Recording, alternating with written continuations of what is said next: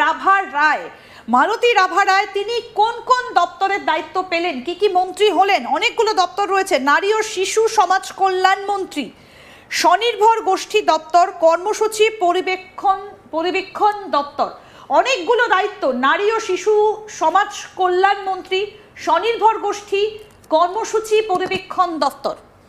দেখো, মালতী মানে বলা যেতে পারে মালতী রাভা রায় উত্তরবঙ্গের একটা আদি বিজেপি নেত্রী বলা যেতে পারে।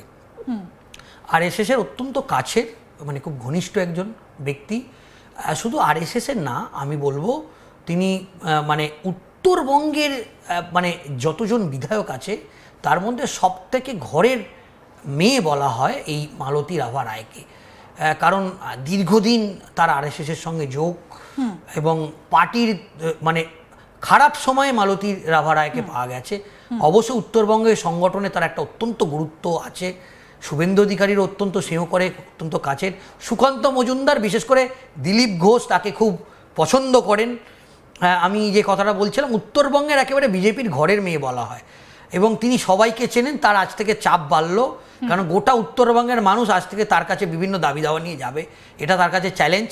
এবং নারী শিশু কল্যাণ দপ্তর, মালতী রাভা রায় অত্যন্ত সক্রিয় একজন কর্মী উত্তরবঙ্গের, এবং বিভিন্ন সময় তাকে আমরা বিভিন্ন মানুষের কর্মসূচিতে তাকে দেখা গিয়েছে, মানুষের দুয়ারে দুয়ারে তিনি পৌঁছে গিয়েছেন বিভিন্ন সময়, এবং তার দায়িত্ব অনেকটাই বাড়লো এই দপ্তরগুলো পাওয়ার পর। একেবারে তাই। এবং দেখো, শুধু নারী সমাজ কল্যাণ দপ্তর নয়, স্বনির্ভর গোষ্ঠী, আমরা জানি এ রাজ্যের মহিলাদের যেটুকু কর্মসংস্থান হয় সেটা হচ্ছে এই স্বনির্ভর গোষ্ঠী, এবং প্রত্যেকটা জেলায় জেলায় সেলফ হেল্প গ্রুপ।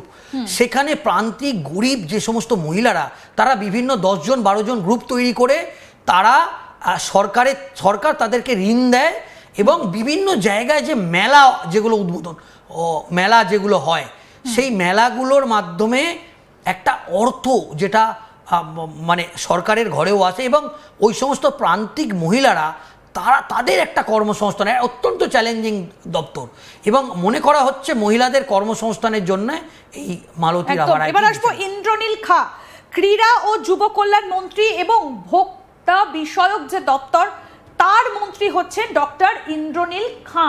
আমরা কিছুক্ষণ আগে আলোচনা করছিলাম সুজয়, যে ডক্টর ইন্দ্রনীল খা তিনি ক্রীড়া ও যুব কল্যাণ দপ্তরের মন্ত্রী হচ্ছেন, এবং একই সঙ্গে তাকে ভোক্তা বিষয়ক দপ্তরের মন্ত্রিত্ব দেওয়া হয়েছে।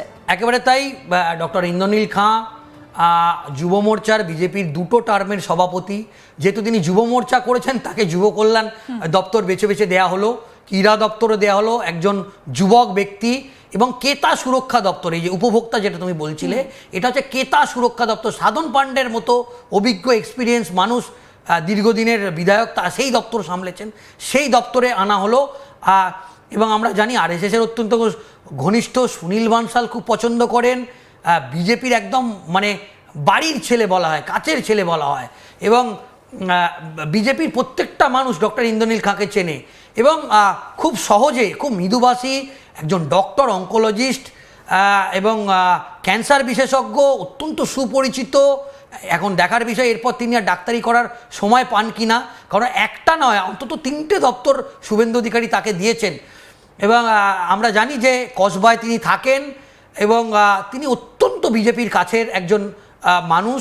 তিনি পার্টির দুর্দিনে ছিলেন, যুব মোর্চার মতো দায়িত্ব সামলেছেন, থানায় আন্দোলন করেছেন, তিনি জেল খেটেছেন, এটা তার পুরস্কার, এবং আশা করি আগামী দিনে তিনি ভালো কাজ করবেন। কিছুক্ষণ আগে আমি তাকে ফোন করেছিলাম, আজ তাক বাংলার পক্ষ থেকে তাকে অভিনন্দন জানিয়েছি, এবং তিনি আজকে একদম আজ তাক বাংলাকে মন্ত্রী সবার তালিকার পর তিনি জানিয়েছেন যে আজ থেকে তার অনেক দায়িত্ব বেড়ে গেল, এবং আগামী দিনে মুখ্যমন্ত্রী যেভাবে তার উপর ভরসা করেছেন সেই দায়িত্ব তিনি অক্ষরে অক্ষরে পালন করবেন, সেটা তিনি আজ তাক বাংলাকে। এবার আসবো পরবর্তী, পূর্ণিমা চক্রবর্তী, তিনি কোন মন্ত্রকের দায়িত্ব পেলেন? পূর্ণিমা চক্রবর্তী তথ্য সংস্কৃতি দপ্তরের প্রতিমন্ত্রী এবং পর্যটন প্রতিমন্ত্রী। আরও একবার জানাই, পূর্ণিমা চক্রবর্তী তিনি তথ্য সংস্কৃতি দপ্তরের প্রতিমন্ত্রী এবং পর্যটন প্রতিমন্ত্রী হলেন পূর্ণিমা চক্রবর্তী। আমি সুজয় এই জায়গাটা একটু আসবো। পর্যটন মন্ত্রী হচ্ছেন শঙ্কর ঘোষ, এবং এই দপ্তরেরই প্রতিমন্ত্রী হচ্ছেন পূর্ণিমা চক্রবর্তী। তার মানে পর্যটন শিল্পের জোর দেওয়া হচ্ছে, এবং তথ্য সংস্কৃতি দপ্তরের প্রতিমন্ত্রী হচ্ছেন পূর্ণিমা চক্রবর্তী। 2টো দপ্তর। একেবারে তাই। দেখো, উত্তর কলকাতার মহিলা মোর্চার সভানেত্রী ছিল এই পূর্ণিমা চক্রবর্তী, একদম লড়াকু নেত্রী, হেভিওয়েট ক্যাবিনেট মন্ত্রী শশী পাজাকে তিনি হারিয়েছেন। আমরা জানি মহাগুরু মিঠুন চক্রবর্তীর অত্যন্ত ঘনিষ্ঠ এবং তিনি কিন্তু সংগঠন থেকে উঠে এসছে, বুথ স্তর থেকে, জেলা স্তর থেকে, মণ্ডল স্তর থেকে, শক্তি কেন্দ্র থেকে তিনি উঠে এসেছেন। তিনি পার্টির মানে সঙ্গে জড়িত ছিলেন এবং আমরা জানি যে পর্যটন নিয়ে আমি আগেই ব্যাখ্যা দিয়েছি, পর্যটন একটা খুব বড় দপ্তর, এখানে অনেক কিছু করার জায়গা আছে, ঠিক যদি প্ল্যানিং করা যায় এখানে একটা বড় কর্মসংস্থান হবে। তথ্য সংস্কৃতি দপ্তর এটা একটা খুব অত্যন্ত চ্যালেঞ্জিং দপ্তর। এই সরকারের মুখ মানে এই যে প্রচার, সেটা কিন্তু তথ্য সংস্কৃতি দপ্তর মানে সংবাদ মাধ্যম যেটা করবে সেটা আমরা মনে করছি যে শুভেন্দু অধিকারী নিজের হাতে রাখলেন এবং প্রতিমন্ত্রী করলেন পূর্ণিমা চক্রবর্তীকে। এখন দেখার বিষয় যে সরকারের যে কাজ সেগুলোকে কিভাবে গোটা রাজ্যের মানুষের কাছে তিনি তুলে ধরেন। এটা একটা অত্যন্ত চ্যালেঞ্জিং দপ্তর, এখন দেখার বিষয় তিনি এটা কিভাবে সামলাবেন। একদম। এরপরে আসবো মনোজ কুমার ওরাও, বনমন্ত্রী এবং পরিবেশ মন্ত্রী, বন ও পরিবেশ মন্ত্রী মনোজ কুমার ওরাও। মনোজ কুমার ওরাও তিনি বনমন্ত্রী এবং পরিবেশ মন্ত্রী, দুটো দপ্তর। মনোজ ওরাও দুটো গুরুত্বপূর্ণ দপ্তর। সুজয়, তুমি যদি একটু বলো যে মনোজ কুমার ওরাও তার উপর দুটো গুরুত্বপূর্ণ দপ্তরের দায়িত্ব দেওয়া হয়েছে, বনমন্ত্রী এবং পরিবেশ মন্ত্রী। একেবারে দুটো টার্মের তিনি বিধায়ক, উত্তরবঙ্গের একেবারে পরিচিত মুখ। শুভেন্দু অধিকারী অত্যন্ত ছায়াসঙ্গী, ঘনিষ্ঠ এবং মনোজ ওরাও আমরা দেখেছি একেবারে লড়াকু নেত্রী, চা বাগানের একেবারে মুখ, বিভিন্ন শ্রমিক সংগঠনের সঙ্গে তিনি যুক্ত।